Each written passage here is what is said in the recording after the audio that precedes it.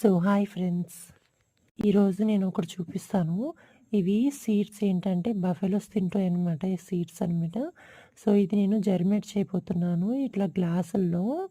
So నాకు germinate చేసే మొక్క అవి ఉంటాయి కదండీ! పాట్స్ అయి కొనేంత రేంజ్ నాకు లేదు. మిడిల్ క్లాస్ వాళ్ళం మేము. సో ఇలా ప్లాస్టిక్ గ్లాస్‌లో నేను సీడ్స్ వేస్తున్నాను. సో అన్నిట్లో హాఫ్ వరకే మట్టి తీసుకుంటున్నాను. దానిపైన మళ్ళీ మట్టి వేయడానికి సీడ్స్ బయటికి కనిపించకూడదనమాట. సో కొంచెం ఇంతైనా గ్యాప్ ఉండాలి. మనం వాటర్ పోయడానికి. వాటర్ పోస్తే దాంట్లో కొంచెం స్టోర్ అయి ఉండడానికి. సో ఇందులో పైన మట్టి వేసేస్తున్నాను అనమాట. ఇత్తనాలు బయటికి రాకుండా.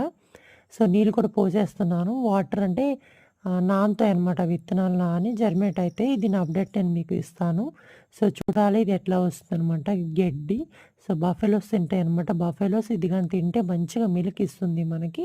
చూడాలి ఇది ఎట్లా గ్రోత్ అవుతుందో అనేసి. దీని ప్రైస్ వచ్చేసి యాక్చువల్లీ కేజీ 500 చెప్పాడు. సో నేను హాఫ్ కేజీ తీసుకున్నాను. హాఫ్ కేజీ 250కి లెక్కన ఇచ్చారు నాకు. సో ఇదనమాట సీడ్స్. చూసారు కదా! సబ్స్క్రైబ్.